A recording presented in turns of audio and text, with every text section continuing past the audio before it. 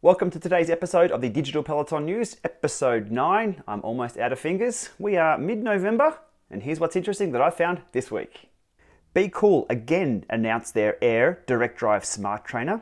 Xplova announced the NOZA Smart Trainer. Is it a smart trainer or a new strain of influenza? Muc-Off launched their indoor-specific bike clean and protect products.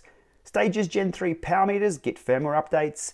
Stac Zero also refresh their app for less crashes. And WattTeam decide to wrap it up and shut up shop. Okay, starting off today with the trainer side of things, the BKool Air. Now, we saw this announced in September 2017. This was scheduled to hit shelves in October 2017. Since then, we've heard absolutely nothing about this. Well, not quite nothing. We did see a shell of a unit at Interbike last year.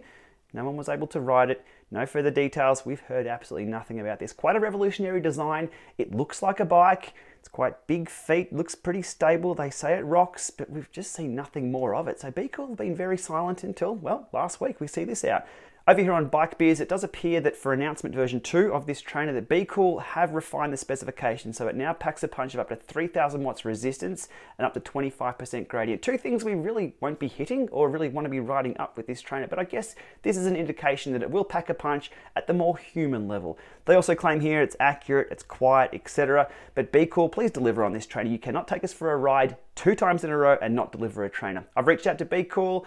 Let's see if we can get one for the Llama Lab and put it to the test. Looks like an interesting design, but does it actually exist? Let's see.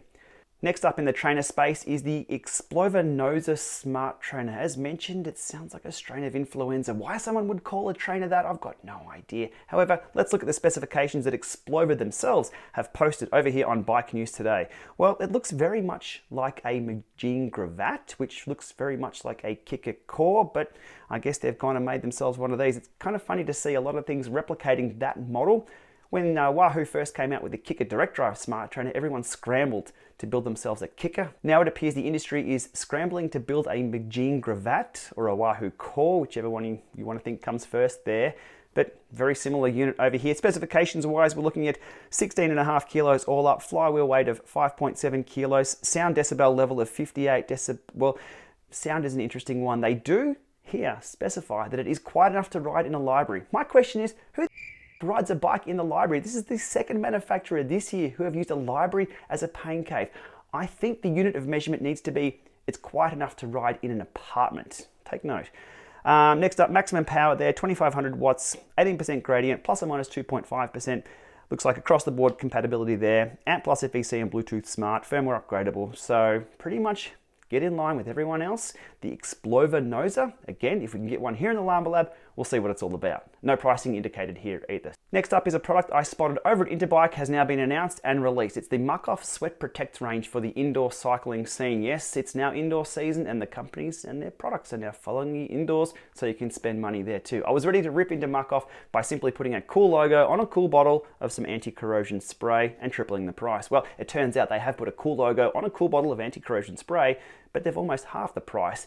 This stuff's about half the price of the well-established and well-known BoShield T9 anti-corrosion product, so that's not a bad deal, actually. So if you can get some of that or some BoShield T9, highly recommended to put it on your shopping list to protect your bike, because sweat and bikes and materials do not mix.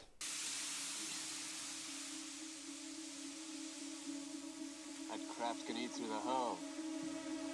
Over to the software and firmware side of things, just an FYI on this one, if you're a Stages Gen 3 owner, version 1.3.0 has been released a few weeks back. It is an extra task of you having to pull your phone out and check for firmware updates. So this is just an FYI for the owners of a left only or the dual-sided Stages Gen 3. The first update we've seen in about 6 months.